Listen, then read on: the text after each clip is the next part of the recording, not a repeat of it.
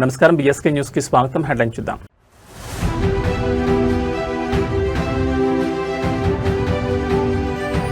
వెలగపూడిలో CM Chandrababu అధ్యక్షతన AP cabinet భేటీ, పలు కీలక నిర్ణయాలకు ఆమోదం.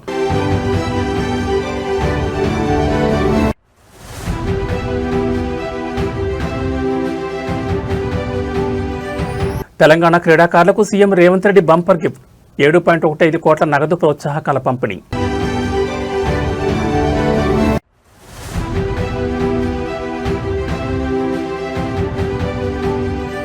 బనగానపల్లిలో సీఎం చంద్రబాబు మార్క్ పాలన, గుట్టుపల్లి రైతుల దశాబ్దాల భూ సమస్యకు తక్షణ పరిష్కారం.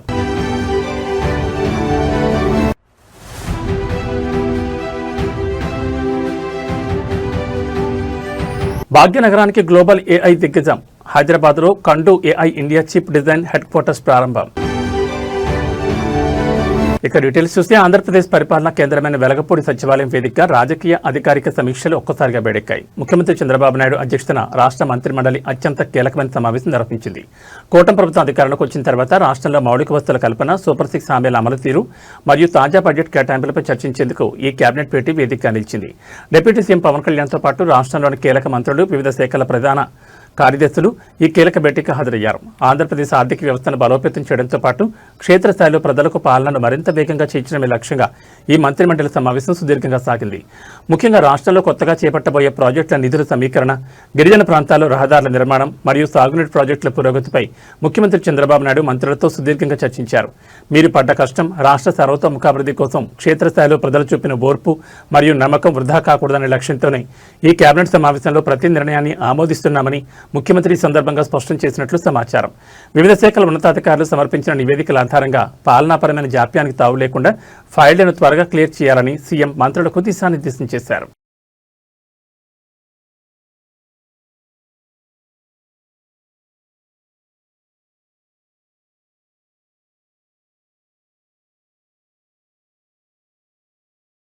ఫైళ్ల కదలికల కోసం నెలల తరబడి నిరీక్షించే రెవెన్యూ వ్యవస్థలో ముఖ్యమంత్రి చంద్రబాబు నాయుడు తనదైన శైలిలో వేగాన్ని పరిచయం చేశారు.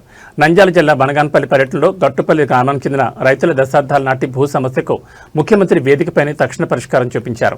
గత మార్చి 9న గుట్టుపల్లి రైతులు ఇచ్చిన వినతి పత్రాన్ని గుర్తుపెట్టిన సీఎం అధికారులను అక్కడికక్కడ నిలదీశారు. వివాదాస్పద 22 నిషేధిత భూముల జాబితా నుండి ఆ భూములను త్వరలో కాదు, ఇప్పుడే ఈ క్షణమే తొలగించాలంటూ జారీ చేసిన ఆదేశాలు ఇప్పుడు ఏపీ రెవెన్యూ వర్గాల్లో సంచలనంగా మారాయి. ఆంధ్రప్రదేశ్లో 22 నిబంధన కారణంగా వేలాది మంది రైతులు తమ సొంత భూములపై హక్కులు కోల్పోయి అమ్ముకోవడానికి లేదా రుణాలు పొందడానికి వీలు లేక తీవ్ర ఇబ్బందులు పడుతున్నారు. బనగానపల్లి పర్యటనకు వచ్చిన ముఖ్యమంత్రికి గుట్టుపల్లి రైతుల బాధలు మరోసారి దృష్టికి రాగా ఆయన ఏమాత్రం జాప్యం చేయకుండా జిల్లా కలెక్టర్, రెవెన్యూ అధికారులను స్టేజ్ పైనే ప్రశ్నించారు. త్వరలో చేస్తాం సార్ అని అధికారులు సమాధానం ఇవ్వబోగా త్వరలో కాదు, ఇప్పుడే ఇక్కడే పూర్తి చేయండి అంటూ చంద్రబాబు స్పష్టమైన డెడ్లైన్ విధించారు. మీరు పడ్డ కష్టం, తమ సొంత భూమిని నిషేధ జాబితా నుండి విడిపించుకునేందుకు క్షేత్రస్థాయిలో గుట్టుపల్లి రైతాంగం దశాబ్దాలుగా చూపిన ఓర్పు మరియు ఆవేదనకు ఇది మంచి ప్రభుత్వం నినాదంతో దక్షిణ సాక్షణ న్యాయమిదిని స్థానిక రైతులు హర్షం వ్యక్తం చేస్తున్నారు. ముఖ్యమంత్రి ఆదేశాలతో అధికారులు తక్షణమే సదరు భూముల ఫైళ్లను ప్రాసెస్ చేయడం ప్రారంభించారు.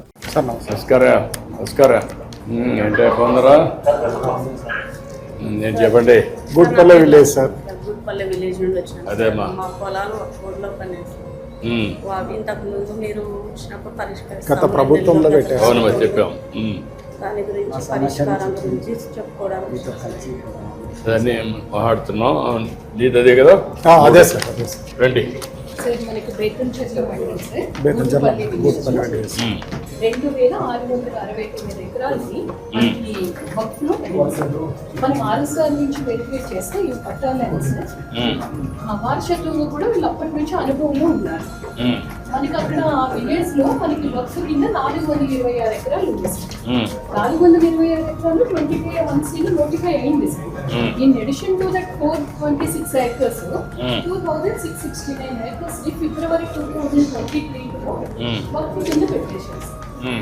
మన కొత్త గురించి వచ్చినప్పుడు రిప్రజెంట్ చేశారు సార్. మన 22 CEO వర్క్ కాంపిటెంట్ కాబట్టి మనం ఒక ప్రపోజల్ పంపించాం సార్. కూర్చోండి. రండి. అంతా గుంటుపల్లి వాళ్ళనా? అవును సార్. ఓకే. మీరేమన్నా చెప్పాలన్నా? సార్ డోన్లో వచ్చినప్పుడు మీకు అర్జీ ఇచ్చాం సార్ శాసనసభ సభ్యుల ద్వారా. అప్పుడు మా సమస్య కూడా చెప్పినాం సార్. అది మీరు ఒక 2 నెలల్లో పరిష్కరిస్తామని కూడా చెప్పారు సార్. మీరు చెప్పినట్లుగానే ఈరోజు పరిష్కారం అవుతుంది సార్. చాలా చాలా సంతోషంగా ఉంది సార్. మా గ్రామం తరఫున, మా గ్రామంలో ఈ ల్యాండ్కి సంబంధించిన కుటుంబాల తరఫున మీకు ధన్యవాదాలు తెలుపుకుంటున్నాం సార్. తెలంగాణ క్రీడాలోకంలో నేడు ఒక స్వర్ణాధ్యాయం లెక్కించబడింది. దేశ విదేశీ మైదానాల్లో మన జెండాను ఎగరేసి తెలంగాణ సత్తా చాటిన క్రీడాకారులకు రాష్ట్ర ప్రభుత్వం సముచిత గౌరవం కల్పించింది. వివిధ క్రీడా విభాగాల్లో దేశం గర్వించదగ్గ విజయాలు సాధించిన 6 తెలంగాణ అగ్రశ్రేణి క్రీడాకారులకు ముఖ్యమంత్రి రేవంత్ రెడ్డి 7.15 కోట్ల మేర భారీ నగదు ప్రోత్సాహకాలను అధికారికంగా అందజేశారు. క్రీడాకారులను స్వయంగా సత్కరించి వారికి ఆర్థిక భరోసాతో పాటు భవిష్యత్ టోర్నీలకు అండగా ఉంటామని సీఎం హామీ ఇచ్చారు. తెలంగాణ రైజింగ్ స్టార్స్ అయిన అథ్లెట్లకు మెరుగైన శిక్షణ, ఆర్థిక ఇబ్బందులు లేని క్రీడా వాతావరణాన్ని అందించడమే లక్ష్యంగా ఈ ప్రోత్సాహకాల పంపిణీ సాగింది. సచివాలయంలో జరిగిన ఈ ప్రతిష్టాత్మక కార్యక్రమంలో మంత్రులు, క్రీడాశాఖ ఉన్నతాధికారుల సమక్షంలో విజేతలకు చెక్కులను అందజేశారు. అంతర్జాతీయ స్థాయిలో పథకాలు సాధించిన వారికి ఈ నిధులు వారి తదుపరి శిక్షణ మరియు మెరుగైన కిట్స్ కొనుగోలుకు ఎంతగానో దోహదపడనున్నాయి. మీరు పడ్డ కష్టం, మైదానంలో పథకం కోసం క్షేత్రస్థాయిలో మన క్రీడాకారులు చూపిన ఓర్పు, క్రమశిక్షణ మరియు అంకిత భావానికి ఈ 7.15 కోట్ల పురస్కారం ప్రభుత్వం తరపున దక్కిన నిజమైన గౌరవమని ఈ సందర్భంగా సీఎం రేవంత్ రెడ్డి కొనియాడారు. తెలంగాణను దేశంలోనే అత్యుత్తమ స్పోర్ట్స్ హబ్గా తీర్చిదిద్దేందుకు సరికొత్త స్పోర్ట్స్ పాలసీని తీసుకురాబోతున్నామని ప్రభుత్వం స్పష్టం చేసింది.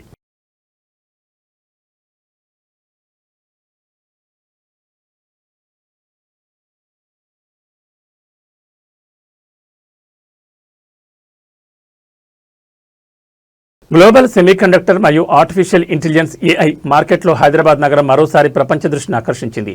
స్విట్జర్లాండ్ ప్రధాన కేంద్రంగా పనిచేస్తూ నెక్స్ట్ జనరేషన్ ఏఐ ఇన్ఫ్రాస్ట్రక్చర్ మరియు సెమీకండక్టర్ టెక్నాలజీస్ రంగంలో దూసుకుపోతున్న గ్లోబల్ దిగ్గజం కండు ఏఐ నేడు హైదరాబాద్లో తన సరికొత్త అధ్యాయాన్ని ప్రారంభించింది. ప్రపంచవ్యాప్తంగా ఉన్న ప్రముఖ ఇన్వెస్టర్ల నుంచి ఏకంగా 225 మిలియన్ల భారీ నిధులను రాబట్టిన ఈ సంస్థ తన India chip design head quarters కోసం భాగ్యనగరాన్ని ఎంచుకుంది. తెలంగాణ స్థానిక ఐటీ నిపుణుడు సృజన్ లింగ సహా వ్యవస్థాపకుడిగా ఉన్న ఈ గ్లోబల్ కంపెనీ రాకతో హైదరాబాద్ ఐటీ ఎకోసిస్టమ్ ఏ స్థాయికి చేరిందో ఇప్పుడు స్పష్టమవుతోంది. అంతర్జాతీయ మార్కెట్లో చిప్ డిజైనింగ్ మరియు కనెక్టివిటీ సొల్యూషన్స్లో కండు ఏఐ అత్యంత ప్రతిష్టాత్మకమైన సాంకేతికతను రూపొందిస్తోంది. ప్రపంచ స్థాయి కంపెనీలు మన దేశం వైపు చూస్తున్న తరుణంలో హైదరాబాద్ను తమ భారతీయ నడిబొడ్డుగా మార్చుకోవడం గమనార్హం.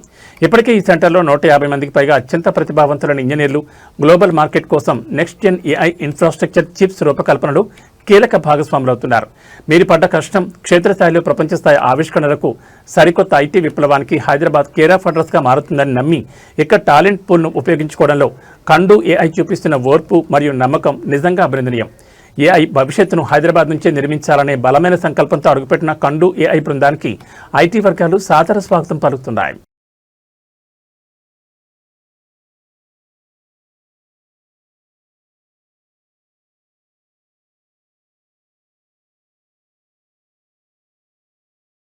దేశంలో కోట్ల మంది వాడుతున్న సోషల్ మీడియా ప్లాట్ఫామ్స్ పై కేంద్ర ప్రభుత్వం ఎలాంటి కీలక నిర్ణయం తీసుకోబోతోంది? ముఖ్యంగా చిన్నపిల్లలు, మైనర్ల సోషల్ మీడియా అకౌంట్లపై త్వరలోనే ఆంక్షలు రానున్నాయా అంటే అవుననే సంకేతాలు వినిపిస్తున్నాయి. 16 ఏళ్ల లోపు పిల్లలు సోషల్ మీడియా వాడకుండా ఆస్ట్రేలియా ప్రభుత్వం విధించిన నిషేధాన్ని ప్రధాని నరేంద్ర మోడీ ప్రశంసించడం ఇప్పుడు అంతర్జాతీయంగా, దేశీయంగా పెద్ద సంచలనంగా మారింది. ఇది భారతదేశంతో పాటు మిగతా ప్రపంచ దేశాలు కూడా అనుసరించదగ్గ ఒక అద్భుతమైన ఉదాహరణని మోడీ వ్యాఖ్యానించారు. ప్రస్తుత డిజిటల్ యుగంలో రీల్, షార్ట్స్, ఆన్లైన్ గేమింగ్ వ్యసనం కారణంగా చిన్నపిల్లల మానసిక వికాసం దెబ్బతింటుందనే ఆందోళనలు ప్రపంచవ్యాప్తంగా వ్యక్తమవుతున్నాయి. దీనికి అడ్డుకట్ట వేసేందుకే ఆస్ట్రేలియా ప్రభుత్వం 16 ఏళ్ల లోపు వారికి సోషల్ మీడియాను పూర్తిగా బ్యాన్ చేసింది. ఈ నిర్ణయంపై స్పందించిన ప్రధాని మోడీ, మేము మీ నుంచి చాలా నేర్చుకుంటున్నాం, ఎన్నో పాఠాలను గ్రహిస్తున్నామని ఆసక్తికర వ్యాఖ్యలు చేశారు. ప్రధాని చేసిన ఈ వ్యాఖ్యలతో త్వరలోనే భారతదేశంలో కూడా 16 లేదా 18 ఏళ్ల లోపు మైనర్లు సోషల్ మీడియా వాడకుండా కేంద్ర ప్రభుత్వం సరికొత్త ఐటీ రూల్స్ లేదా చట్టాన్ని తీసుకొచ్చే అవకాశం ఉందంటూ నెట్జన్లు సోషల్ మీడియా వేదికగా పెద్ద ఎత్తున చర్చలు మొదలుపెట్టారు. మీరు పడ్డ కష్టం, స్మార్ట్ ఫోన్ల స్క్రీన్ టైం తగ్గించేందుకు, పిల్లల భవిష్యత్తును సైబర్ నేరాల నుంచి కాపాడేందుకు, క్షేత్రస్థాయిలో తల్లిదండ్రులు పడుతున్న ఓర్పు మరియు ఆవేదనకు ఈ చట్టం ఒక పెద్ద ఉపశమనం కానుందని సైబర్ నిపుణులు అభిప్రాయపడుతున్నారు. అయితే ఇంత పెద్ద జనాభా ఉన్న దేశంలో వయసు నిర్ధారణ సాంకేతికంగా ఎలా సాధ్యమవుతుందనేది ఇప్పుడు పెద్ద ప్రశ్నగా మారింది. खुलकर के इस सामर्थ्य को कई गुना बढ़ा सकते हैं। एक्सेलेंसी, मैं तो हमेशा बराबर आपको फॉलो करता हूं और उसमें भी आईटी और सोशल मीडिया की दुनिया में जिस प्रकार से आप कानूनों में बदलाव ला रहे हैं, समाज को बचाने के लिए काम कर रहे हैं, वो दुनिया के लिए एक बड़ा इंस्पायरिंग है। हम आपसे बहुत कुछ उसमें से ले रहे हैं उसको డిజిటల్ విప్లవాలు హైవేల అభివృద్ధి గురించి మాట్లాడుకుంటున్న ఈ రోజుల్లో పార్వతీపురం మన్యం జిల్లా ఏజెన్సీ ప్రాంతంలోని అడవి బిడ్డలకు మాత్రం కనీస రహదారి సౌకర్యం లేక నరకప్రాయమైన జీవితాన్ని అనుభవిస్తున్నారు. కొమరాడ మండలంలో కాంట్రాక్టర్ల నిర్లక్ష్యంతో అసంపూర్తిగా వదిలేసిన రహదారులు గిరిజనుల ప్రాణాల మీదకు తీస్తున్నాయి. ప్రస్తుతం కురుస్తున్న వర్షాల కారణంగా వనధార గ్రామాలకు వెళ్లే రోడ్డు మొత్తం కిలోమీటర్ల మేర బురదమయంగా మారిపోయింది. రవాణా వ్యవస్థ పూర్తిగా స్తంభించిపోవడంతో గిరిజన పల్లెలు బాహ్య ప్రపంచానికి కట్టయిపోయాయి. మన్యం జిల్లా కొమరాడ ఏజెన్సీ పరిధిలోని వనధార మరియు దాని అనుబంధ గిరిజన గ్రామాలకు వెళ్లే ఏకైక రహదారి పనులను సగంలోనే వదిలేయడం వల్ల ఈ ఘోర పరిస్థితి తలెత్తింది. స్వల్ప వర్షాలకే ఈ రోడ్డు కాస్త మోకాళ్ల లోతు బురదగుంటగా మారిపోవడంతో మోటార్ సైకిళ్లు కదవడం దేవుడెరుగు, నడవడం కూడా అసాధ్యంగా మారింది. అత్యవసర పరిస్థితుల్లో గర్భిణీ స్త్రీలను, రోగులను ఆసుపత్రికి తీసుకెళ్లాలన్న డోలీల మీద మోసుకుపోవాల్సిన దుస్థితి నేటికి కొనసాగుతోంది. మీరు పడ్డ కష్టం క్షేత్రస్థాయిలో ఒక మంచి రోడ్డు సౌకర్యం కోసం మన్యం అడవి బిడ్డలు దశాబ్దాలుగా చూపిన ఓర్పు మరియు నిరీక్షణను పాలకులు ఇకనైనా గుర్తించాల్సింది. ప్రతికూల వాతావరణంలో కనీస అవసరాలు కూడా తీరక గిరిజన సంఘాలు, స్థానిక ప్రజలు తీవ్ర ఆవేదన వ్యక్తం చేస్తున్నారు. కూటమి ప్రభుత్వం ఈ ఏజెన్సీ రోడ్డు కష్టాలపై తక్షణమే స్పందించి యుద్ధ ప్రాతిపదికన నిధులు మంజూరు చేయాలని డిమాండ్ చేస్తున్నారు. రోడ్డు కారణంగా ఈరోజు వర్షం కారణంగా ఎక్కడ పడితే అక్కడ నీరు నిలబడకపోవడం వల్ల ఇలా పరిస్థితి వచ్చింది. చూడండి, మనుషులు వెళ్ళినా కాదు కానీ వాహనాలు వెళ్ళినా కూడా కొద్దిగా దారి కూడా లేదండి. రోడ్డు చేస్తామనేసి మీరు ఒప్పుకున్నారు, 2 నెలల్లో కంప్లీట్ చేస్తామన్నారు, కానీ రోడ్డు అవ్వలే. కొద్దిగా వాహనాలు వెళ్ళినా కూడా చిన్న చూడలేదు. గ్రామ పంచాయతీలు కూడా ఎవరు పట్టించలేదు. మీరు ఏం చేయాలో చెప్పండి సార్, చెప్పండి. ఈ రోజుల్లో ముందుకు వచ్చిన వాళ్ళు ప్రతి వాళ్ళు కూడా చెప్తుందా ఉంటారు, మేము రోడ్డు చేస్తాము, మా కోసం ఓటు వేయండి అని మాటే కానీ ఓటేస్తే గెలిపిస్తే మాకు ఎవరు కూడా చిన్న సహకారం కూడా చేయట్లేదు. మా రెబ్బా గారికి ఎటువంటి పరిస్థితులు ఉన్నట్టు మీకు అందరికీ తెలుసు, పెద్దలు అవుతుంది, కానీ మా కోసం చిన్న సహకారం కూడా చేయట్లేదు. ఈరోజు అలాగే వర్షం వచ్చిందో అప్పటి నుంచి మేము ఈ రోడ్డు బాగు చేయాలని వచ్చినాము. మీరు మా కోసం కూడా రోడ్డు చేయాలని ఈ చిన్న మనవి. ఆంధ్రప్రదేశ్ రాష్ట్రంలో అంగన్వాడీల పోరాటం ఉగ్రరూపం దాల్చింది. తమ దీర్ఘకాలిక డిమాండ్లను పరిష్కరించడంలో ప్రభుత్వం పూర్తిగా విఫలమైందంటూ రాష్ట్ర వ్యాప్తంగా ఉన్న సుమారు 1,05,000 మంది అంగన్వాడీ కార్యకర్తలు, సహాయకులు ఏకతాటిపైకి వచ్చి కథం తొక్కారు. ముఖ్యంగా విశాఖపట్నంలో జగదాంబ జంక్షన్ నుంచి కలెక్టరేట్ వరకు వేలాది మంది అంగన్వాడీలు నల్లచీరలు ధరించి చేపట్టిన భారీ ర్యాలీతో నగరం నల్ల సముద్రాన్ని తలపించింది. కలెక్టరేట్ ముట్టడికి వారు దూసుకురావడంతో అక్కడ భారీగా పోలీసులను మోహరించారు. గత కొంతకాలంగా ప్రభుత్వం చాలీచాలని జీతాలతో తమను వేధిస్తోందని, తక్షణమే సుప్రీంకోర్టు ఆదేశాల ప్రకారం కనీస వేతనం అమలు చేయాలని, పదవి విరమణ చేసిన వారికి పెన్షన్ మరియు ఉచిత వైద్య సదుపాయాలు కల్పించాలని అంగన్వాడీలు డిమాండ్ చేస్తున్నారు. ఈ క్రమంలోనే రాష్ట్ర వ్యాప్తంగా అన్ని జిల్లాల్లో కలెక్టరేట్ల ముట్టడికి పిలుపునిచ్చారు. విశాఖలో ఉదయం నుంచే జగదాంబ జంక్షన్ పరిసరాలు అంగన్వాడీలతో కిక్కిరిసిపోయాయి. ప్రభుత్వంపై తమ నిరసనను వ్యక్తపరుస్తూ అందరూ నల్లచీరలతో తరలివచ్చి భారీ నినాదాలు చేశారు. కలెక్టరేట్ వైపు దూసుకొస్తున్న నిరసనకారులను అడ్డుకునేందుకు పోలీసులు భారీగా బారికేడ్ ఏర్పాటు చేయడంతో ఉద్రిక్త వాతావరణం నెలకొంది. మీరు పడ్డ కష్టం క్షేత్రస్థాయిలో తల్లులుగా, పిల్లల సంరక్షణగా మీరు చూపిన ఓర్పును ప్రభుత్వం గుర్తించకపోవడం వల్లే ఈ రోజు రోడ్లపైకి రావాల్సి వచ్చిందని అంగన్వాడీ సంఘాల నేతలు తీవ్ర ఆవేదన వ్యక్తం చేశారు. డిమాండ్లు నెరవేర్చే వరకు వెనక్కి తగ్గేది లేదని స్పష్టం చేస్తున్నారు.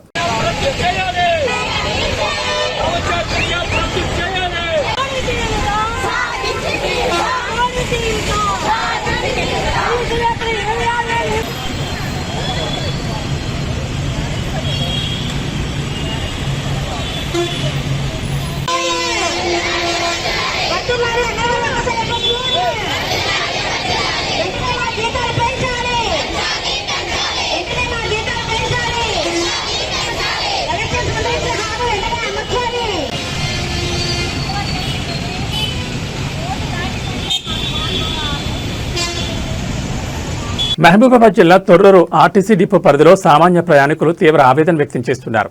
ముఖ్యమంత్రి బహిరంగ సభ ప్రభావం ఇక్కడ రవాణా వ్యవస్థపై తీవ్రస్థాయిలో పడింది. సభకు జనాలను తరలించేందుకు డిపోలోని అత్యధిక బస్సులను కేటాయించడంతో సాధారణ రోడ్లలో ప్రయాణించే వేలాది మంది ప్రయాణికులు నడి రోడ్డుపై నిలబడాల్సిన పరిస్థితి ఏర్పడింది. డిపోలో మొత్తం 94 బస్సులు అందుబాటులో ఉండగా అందులో ఏకంగా 70 బస్సులను సీఎం సభ కోసమే ప్రత్యేకంగా తరలించారు. డిపోలో కేవలం 24 బస్సులు మాత్రమే మిగలడంతో గంటల తరబడి బస్సుల కోసం వేచి చూస్తూ ప్రయాణికులు నరకయాతన అనుభవిస్తున్నారు. తొర్రూరు డిపో పరిధిలోని గ్రామీణ మరియు పట్టణ రోడ్లలో ప్రతిరోజు వేలాది మంది విద్యార్థులు, వ్యాపారులు, ప్రభుత్వ ఉద్యోగులు ప్రయాణిస్తూ ఉంటారు. అయితే ఎలాంటి ముందస్తు ప్రత్యామ్నాయ ఏర్పాట్లు చేయకుండా ఒకేసారి 70 బస్సులను సీఎం సభకు పంపించడంతో రవాణా వ్యవస్థ పూర్తిగా పరకేసింది. బస్టాండ్కి వచ్చిన ప్రయాణికులు గంటల తరబడి వేచి చూసినా కనీసం ఒక్క బస్సు కూడా రాని పరిస్థితి నెలకొంది. ఎప్పుడో ఒకసారి వస్తున్న 1-2 బస్సులు కూడా ప్రయాణికులతో కిక్కిరిసిపోతున్నాయి. ప్రాణాలకు తెగించి మహిళలు, వృద్ధులు సైతం ఫుట్పాత్ ప్రయాణాలు చేయాల్సి వస్తోంది. ఇది అదనుగా భావించిన ప్రైవేట్ జీపులు, ఆటోల నిర్వాహకులు ప్రయాణికుల నుంచి 3 రెట్ల అధిక ఛార్జీలు వసూలు చేస్తూ దోపిడీకి తెరలేపారు. మీరు పడ్డ కష్టం థియేటర్స్ లో సినిమా చూపిస్తున్నట్లుగా నడి రోడ్డుపై ప్రజలను గంటల తరబడి నిలబెట్టిన ఈ దుస్థితి సామాన్యుడిని తీవ్ర ఆగ్రహం తెప్పిస్తోందంటూ బాధితులు ఆర్టీసీ అధికారుల తీరుపై మండిపడుతున్నారు.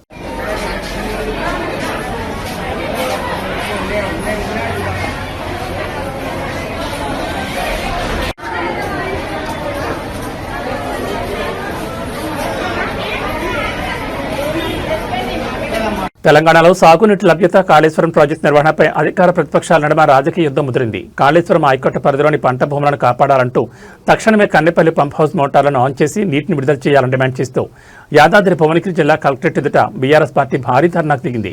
బీఆర్ఎస్ అధినాయకత్వం పిలుపుతో మాజీ ఎమ్మెల్యేలు ఫైళ్ల శేఖర్ రెడ్డి, గొంగుడి సునీత మహేందర్ రెడ్డి, బూడిద భిక్షమయ్య గౌడతో పాటు వందలాది మంది ముఖ్య నేతలు, కార్యకర్తలు క్షేత్రస్థాయిలో ఈ ఆందోళనలో పాల్గొన్నారు. వానాకాలం సీజన్ నేపథ్యంలో సాగునీటికి డిమాండ్ పెరుగుతున్నా ప్రభుత్వం కన్నెపల్లి పంప్ హౌస్ ను పూర్తి స్థాయిలో వినియోగించడం లేదని విపక్షాలు ఆరోపిస్తున్నాయి.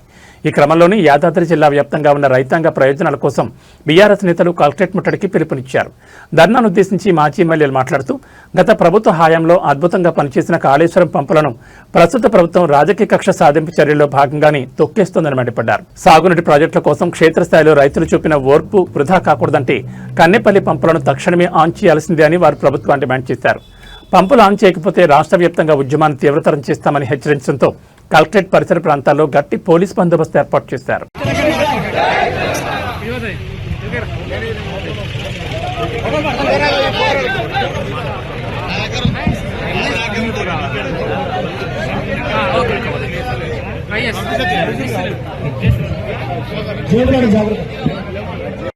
వెనక పెట్టుకోవాలి వెహికల్, అది సరిగ్గా వస్తున్నట్టు అనిపిస్తుంది.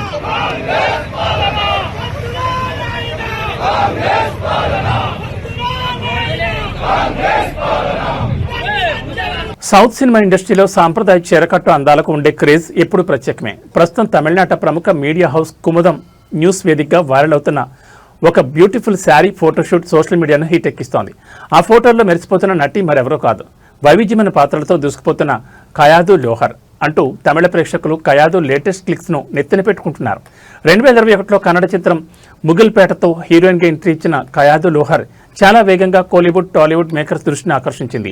గ్లామర్ రోల్స్ మాత్రమే కాకుండా పీరియాడికల్ యాక్షన్ డ్రామాల్లోనూ మెప్పిస్తున్న ఈ నటి తాజాగా నీలిరంగు శారీలో చేసిన ఫోటోషూట్ ఇన్స్టాగ్రామ్, ఎక్స్ ప్లాట్ఫామ్లపై మిలియన్ల కొద్దీ వ్యూస్ రాబడుతోంది. ప్రతి ఇండస్ట్రీలోనూ తనదైన ముద్ర వేయడం కోసం క్షేత్రస్థాయిలో కయాదు లోహర్ చూపిస్తున్న ఓర్పు మరియు స్క్రిప్ట్ సెలక్షన్ కు ఇప్పుడు తమిళ పరిశ్రమలో దక్కుతున్న బ్రహ్మరథమే నిదర్శనం. స్టార్ హీరో సూర్య 48వ ప్రాజెక్టుతో పాటు మణిరత్నం శిష్యత్వం వహించిన ది ప్యారడైజ్ మరియు ఐఆమ్ గేమ్ చిత్రాల్లో ఈమె నటిస్తోంది. ఈ భారీ లైనప్ కారణంగానే చెన్నై మీడియా సర్కిల్స్ లో కయాదు లోహర్ పేరు నిరంతరం మారమవుతోంది.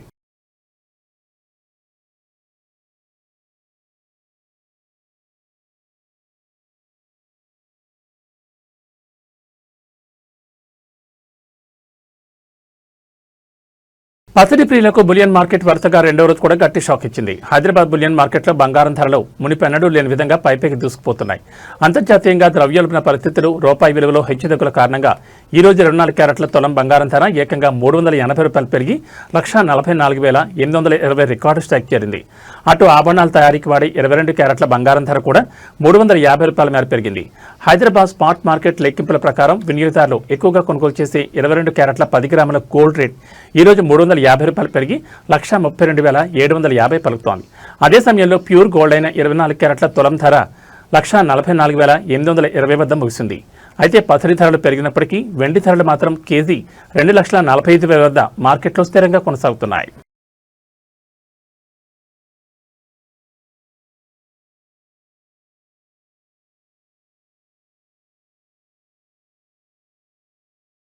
దేశ ప్రగతికి పునాది లాంటి ప్రభుత్వ విద్యా వ్యవస్థ నిశ్శబ్దంగా కుప్పకూలుతోందా? నీతి ఆయోగ్ విడుదల చేసిన తాజా నివేదిక అవునని సమాధానమిస్తూ దేశవ్యాప్తంగా ఒక పెద్ద ప్రమాద కంటికను మోగించింది. గత 10 ఏళ్ల కాలంలో దేశవ్యాప్తంగా రోజుకు సగటున 25 పాఠశాలల చొప్పున ఏకంగా 94,000 ప్రభుత్వ బడులు మూతపడడం లేదా విలీనం కావడం జరిగిందని ఈ రిపోర్ట్ స్పష్టం చేసింది. ఇదే సమయంలో ప్రభుత్వ బడుల్లో విద్యార్థుల నమోదు సంఖ్య కూడా ఏకంగా 2,26,00,000 తగ్గిపోవడం విద్యారంగ నిపుణులను తీవ్రంగా ఆందోళనకు గురిచేస్తోంది. దేశంలో ప్రభుత్వ బడులు ఈ స్థాయిలో మూతపడడానికి ప్రధానంగా 2 కారణాలను నీతి ఆయోగ్ తన నివేదికలో విశ్లేషించింది. అందులో మొదటిది ప్రభుత్వాలు చేపట్టిన స్కూల్ రేషనలైజేషన్ లేదా పాఠశాలల విలీన ప్రక్రియ. తక్కువ మంది పిల్లలున్న బడులను మూసివేసి పక్కనే ఉన్న పెద్ద పాఠశాలలో కలపడం వల్ల ఈ సంఖ్య వేగంగా తగ్గింది. ఇక రెండవది దేశంలో మారుతున్న జనాభా సమీకరణాలు మరియు సంతానోత్పత్తి రేటు క్రమంగా తగ్గడం వల్ల బడియుడి పిల్లల సంఖ్య తగ్గడం, తమ పిల్లలకు నాణ్యమైన చదువు చెప్పించడం కోసం క్షేత్రస్థాయిలో సామాన్య గ్రామీణ ప్రజలు పడుతున్న శ్రమ వృధా కాకూడదనే ఉద్దేశంతోనే ఈ నివేదికను నీతి ఆయోగ్ బహిర్గతం చేసింది. ఎందుకంటే బడుల సంఖ్య తగ్గడం వల్ల గ్రామీణ ప్రాంతాల్లో పాఠశాలల దూరాభారం పెరిగి ముఖ్యంగా ఆడపిల్లల చదువుకు దూరమయ్యే ప్రమాదం ఉందని విద్యారంగ నిపుణులు హెచ్చరిస్తున్నారు.